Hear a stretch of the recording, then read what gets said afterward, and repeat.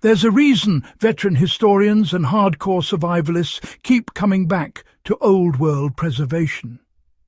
Beneath the romance of ancient craftsmanship lies a simple truth.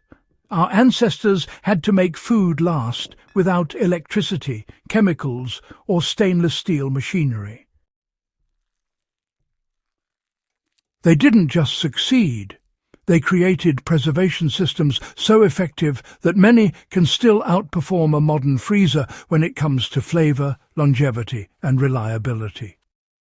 Before we dive into the deeper mechanics, let's start with a strong, minute-long hook, because viewers on Warpaths of Europe deserve an opening that immediately sets the tone.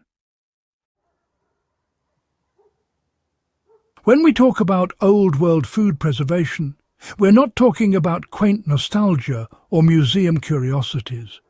We're talking about technology carved out of necessity, systems refined through famine, war, cross-continental trade, and long winters that didn't care whether you had a generator. These were solutions created by people whose very survival depended on the balance between spoilage and ingenuity.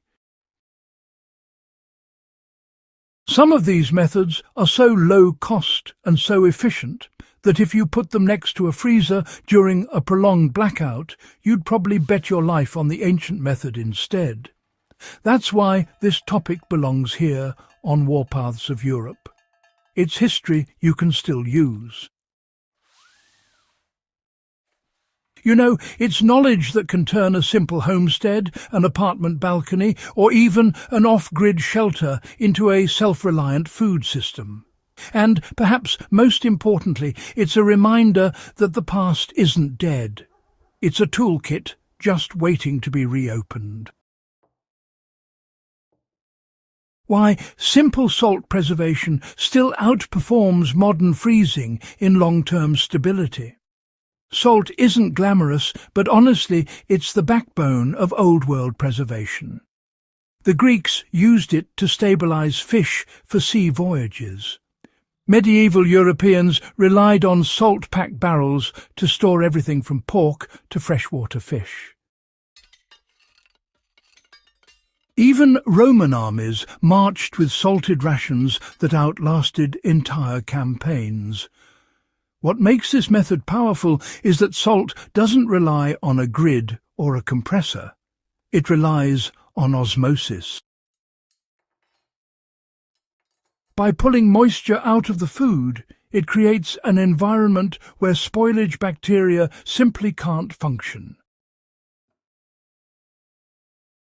Apply this today, and you get a method that can rival or surpass a freezer's dependability. If power fails, the frozen meat begins to rot within days. Salted meat stays stable for months or even years. A practical modern application would be curing a slab of beef or goat using nothing more than coarse salt packed tightly around the surface, flipping it periodically to maintain even moisture withdrawal, then hanging it in a cool, dry area. If you're storing fish, gut it, cover the cavity and exterior with handfuls of salt, and stack it in layers in a small wooden box. Even in a survival situation, salt preservation offers guaranteed longevity with minimal effort. Fermentation remains one of the most powerful biochemical preservation tools ever created. Fermentation isn't a trend. It's a biochemical partnership humans have used since long before the written word. From Eastern Europe's sauerkraut to the Balkans' sour milk traditions to Scandinavia's fermented fish, fermentation created stability without cold storage. What makes fermentation outperform freezing is that it doesn't simply prevent decomposition. It transforms food into something more robust, acidic, and often more nutritious. When you ferment cabbage into sauerkraut, you're encouraging lactic acid bacteria to dominate the environment. These bacteria lower the pH so drastically that pathogens can't survive. Freeze cabbage and you get mush. Ferment it and it becomes shelf-stable for months, even in fluctuating temperatures. For modern use, all you need is salt, water, a jar, and, well, a fair bit of patience. Pack shredded cabbage tightly, cover it with brine, weigh it down so it stays submerged, and then just let the bacteria do the work. It's honestly one of the cheapest preservation strategies that still beats cold storage on durability and gut health benefits. Drying and dehydration remain unmatched in portability and long-term resilience. Drying food is as old as human settlement itself. Roman soldiers, for instance, carried dried fruit. Vikings dried cod on wooden racks until it became hard as wood, which allowed them to travel thousands of miles. In Eastern Europe, thin meat strips dried above hearths stayed viable through entire winters. What makes drying superior to modern freezing is that it removes nearly all moisture while keeping the food completely stable without energy input. Frozen food, once thawed and refrozen repeatedly during power instability, becomes unsafe. Dried food doesn't care about grid failures.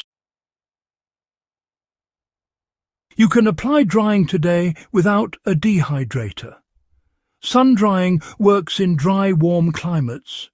Slice fruits or meat thinly, keep them covered by breathable mesh, and let the sun and wind do the rest. For cooler climates, it's best to hang thin meat strips above a wood stove or near a fire, but always keep them far enough away to avoid actually cooking the meat. Once dried stiff, these meats can, last for months, and they rehydrate quite easily when boiled. Cold storage pits remain a forgotten European technology that, honestly, often beats the freezer in natural efficiency. Long before refrigeration, Europeans mastered the art of using the earth itself as insulation. Vikings, Slavs, and Central European farmers all dug cold pits, lined them with straw and stored root vegetables, apples, cheese, and even lightly salted meats. A well-built pit keeps temperatures stable year-round, even during winter freeze-thaw cycles or summer heat. Compare this to a freezer that fails the moment electricity cuts, and you start to see why old earth-based cold storage still matters. So, a real application today is actually quite simple.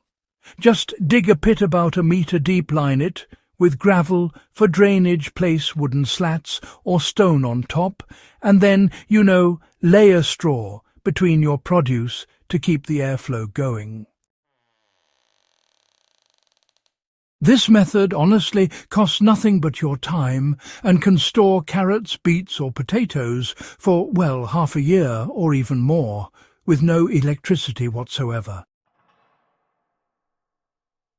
Smoke preservation, interestingly, creates a chemical shield that modern freezing just can't replicate. Smoking food isn't only about flavour. It's actually a preservation system built on antimicrobial smoke compounds, all combined with dehydration. Many European communities, especially in the Balkans and Alpine regions, relied on smokehouses that kept meats viable through entire winters. The freezer stops bacterial activity by temperature alone. Smoke actively inhibits bacteria, strengthens the outer surface of the meat, and offers protection even after months of storage. Today, you can apply this by curing meat with salt, then smoking it slowly over hardwood for several hours or even days, depending on humidity and meat thickness. This creates a product that doesn't need constant cold and can last far longer than fresh frozen meat in unstable conditions. If you're part of the Warpaths of Europe community, these methods aren't just historical trivia. They are living tools that still outperform modern technology when it comes to reliability, efficiency, and survival readiness. If you want more detailed breakdowns of old-world ingenuity, hit subscribe, share this guide with fellow enthusiasts, and help keep this knowledge alive for those who still value the lessons our ancestors left behind.